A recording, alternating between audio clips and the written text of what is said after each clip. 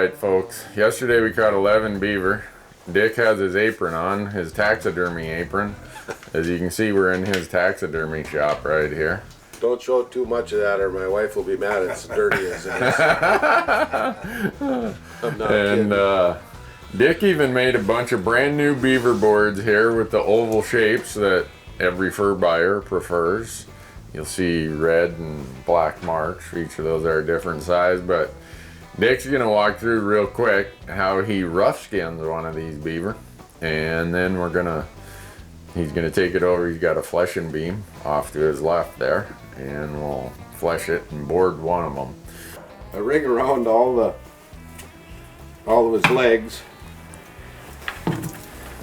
just right at the fur line.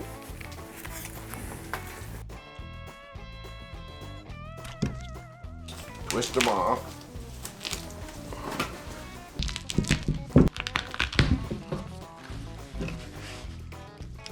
Some people use a hatchet.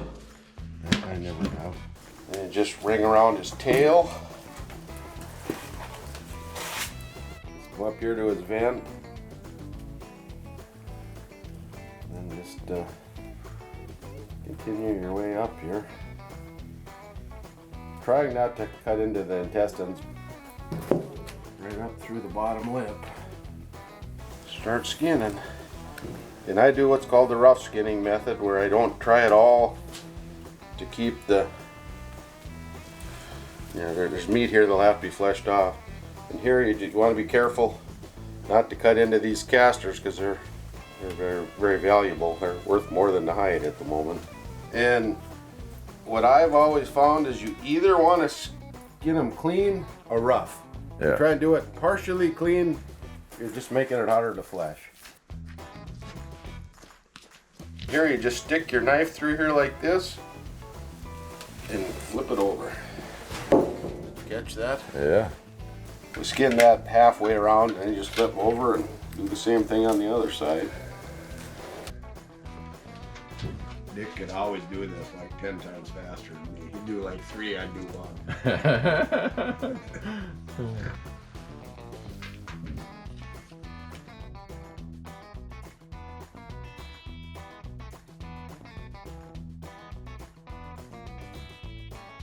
So that was an ear hole, so you know there's another one right there. You can feel a little deal right there.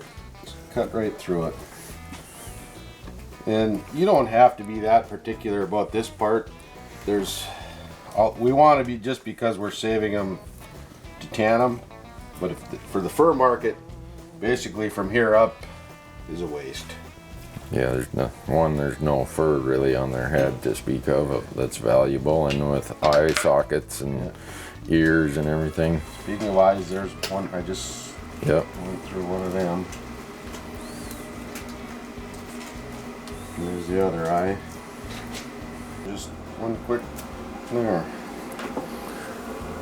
So this is a part that's worth a lot of money. Or worth it for your scent. Yeah, as people saw, you were using those. And I have the best luck with this, just getting started and then doing it with your hands. Otherwise you tend to cut them. Yeah. And then get graded lower. That. There's a finished set of casters. And for all of you squeamish about that, smells. Some of your perfumes use that as a base. I like the smell of them, but most people don't. We got a pretty good chunk of meat on them hinds. Yeah. There's like 2-3 pounds of meat on each one. Trim it up. Dick has taken this beaver and he's put it on this fleshing beam right here. And now he's got a draw knife, or his fleshing knife. It's called a necker knife. One side is sharp and one is dull. That all the material through the middle here, you do with the sharp side, and down here, and the fat on the edges, that just rubs off with the dull side. The fur gets real thin, or the hide, in these areas. So you want to just scrape that off, not cut it, or you'll cut the beaver. Wow.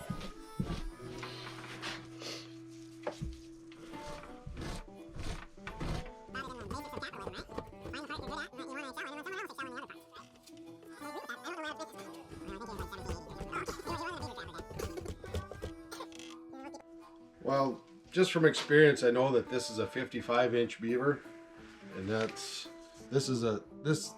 very outside one, super blanket, extra large, medium, small.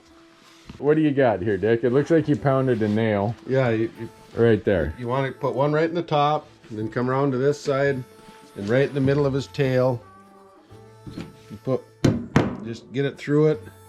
You put that to your line. So then come. So now you're just following the same line the whole way around. Yep. And you just want to pay enough attention that you do follow the same line, or it's really bad. Each time you put one in, it gets a little tighter. It's getting a little tighter. Now they really got it fleshed out good, because you want to get that out of there. If you don't get all that fat and stuff off here, the hair will start to slip, and what that means is it won't cure to the leather, and you'd be able to just pull clumps of hair out. So this is a front leg, and you can see they kind of nailed that shut.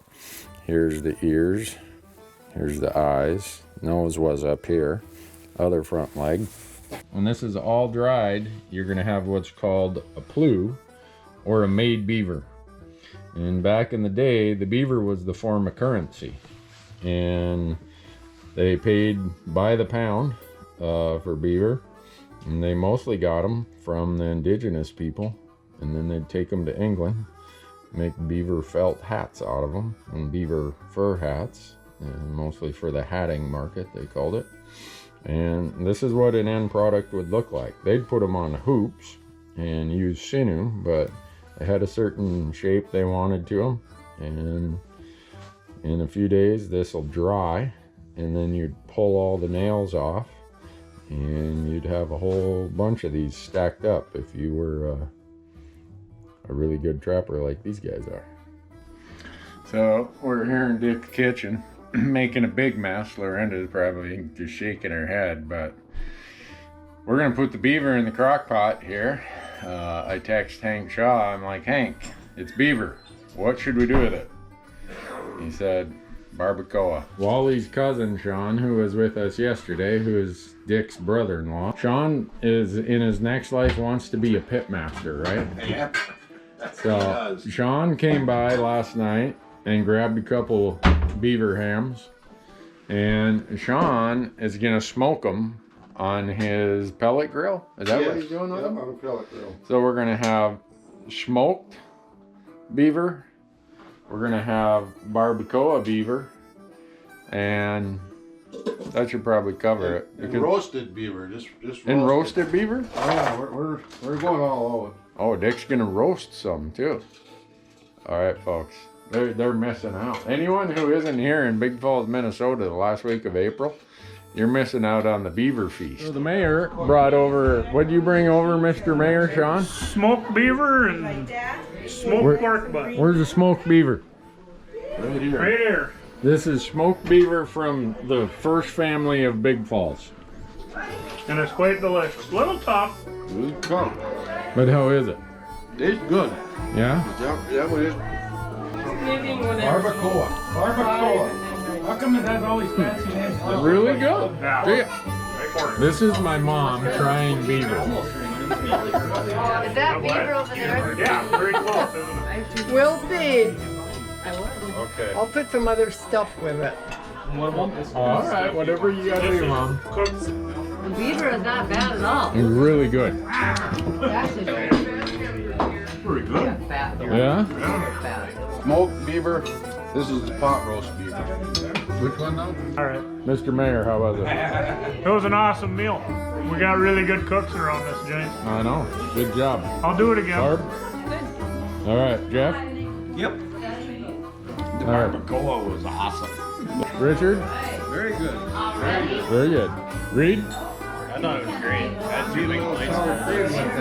Dick? My favorite was the barbacoa. Now we're going to interview the women who all professed they were not going to eat it. So, She was just how was it? paying all So it's okay. Well, they said she was I'm past the next round. half the time. Ready? It was very She good. will probably be. Leah, did you try any of the Yes, beavers? I ate all three and they were very, very good. I See? did. Yes. The pot roast was the best. Pot roast was the best? I thought the taco. Yeah, I The like barbacoa? the pot roast best The too. pot roast best. All right. Yeah. Or this Louise wouldn't eat any. No, Marsh, did you try any? I tried it. I'm not adventurous. I already ate at home. Good. All right. Yeah, but I just Any ate at thoughts? home. It was okay. It was chewy for me You though. just got Oh, a little okay. Okay. You grabbed the Barbacoa. Barbacoa. The best. All right. Well, there you have it, folks. The beaver was a hit, like we knew it would be. You like the animals. Big Falls, Minnesota. Giving him drinks of water. That's where they eat real food. Bland real food, but real food. So his shirt's blown back.